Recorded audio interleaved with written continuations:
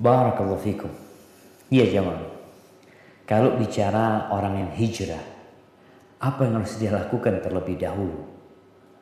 Maka yang harus dia lakukan adalah melaksanakan perintah dan menjauhi larangan. Contohnya yang paling ringan. La ilaha illallah. Ketika kita mengatakan la ilaha illallah, kita meniadakan semua sesembahan selain Allah. Kita berlepas diri dari semua sesembahan selain Allah SWT. Lalu kita menetapkan illallah, kecuali Allah yang kita sembah. Makanya sebenarnya kalau kita melihat perintah-perintah Allah Azza wa Jalla yang Allah perintahkan di awal-awal Islam, awal orang kalau kita bicara awal Nabi berdakwah, itu adalah perintah untuk mentauhidkan Allah dan meninggalkan kesyirikan. Karena dua hal ini nggak akan pernah bisa berjalan bersama, atau nggak bisa satunya jalan yang satunya nggak jalan.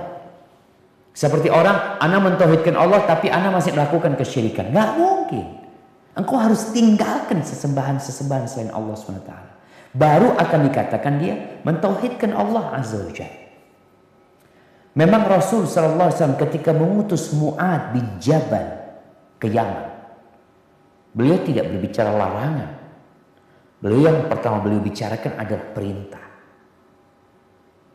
Yang pertama kata Nabi SAW kepada Mu'ad bin Jabal, ud'uhum ila syahadati an la ilaha illallah. Ajak mereka untuk bersyahadat bahwa la ilaha illallah. Setelah itu apa? Dirikan sholat. Ajak mereka untuk mengerjakan sholat. Setelah itu apa? Bayar zakat. Jadi memang perintah terlebih dahulu.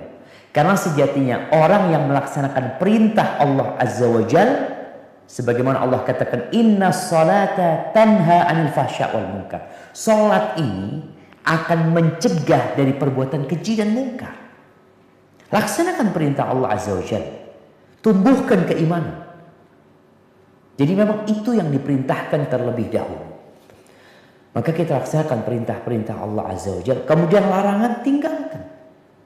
Nabi SAW kalau bicara larangan, beda perintah sama larangan. Iya. Beliau mengatakan SAW, idza amartukum bi amrin fa'tu minhu mastata'tu.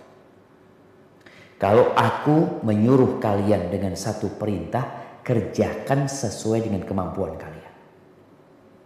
Jadi mengerjakan perintah itu sesuai dengan kemampuan. Wa idza nahaitukum anhu fantahu. Tapi kalau aku melarang kalian, tinggalkan. Nggak ada tinggalkan sesuai kemampuan kalian, nggak ada. Kenapa kalau perintah sesuai dengan kemampuan, kalau larangan harus ditinggalkan secara total. Tapi kalau perintah, enggak, sesuai kemampuan. Para ulama menjelaskan, melaksanakan perintah itu membutuhkan energi dari kita. Orang suruh sholat, ya berdiri dia.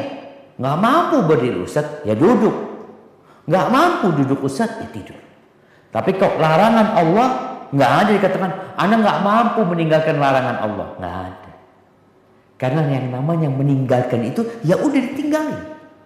Mana dikatakan, jangan berzina. Ya udah jangan. Nggak usah datang ke tempat perzinaan, selesai. Jangan makan yang haram, ya jangan deket-deket udah. Artinya dia sebenarnya nggak perlu energi, karena memang itu meninggalkan.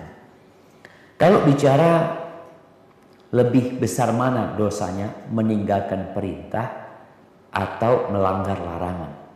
Ya, dosanya tergantung dengan perintah yang ditinggalkan dan larangan yang dilanggar sebenarnya. Kalau kita bicara perintahnya sholat, ini orang ninggalin sholat. Meninggalkan sholat sama berzina, lebih besar mana dosanya? Meninggalkan sholat. Orang yang meninggalkan sholat itu menurut pendapat sebagian ulama kafir. Sedangkan orang berzina enggak. Jadi kadangkala kita itu sebagian orang menganggap orang yang, orang ini Ustaz, orang ini alhamdulillah Ustaz baik ya, suka bantu orang ini itu, cuma dia nggak sholat, nggak baik dia berarti. Rukun Islam dia tinggalkan. Jadi seperti itu, wallahu a'lam. Nah.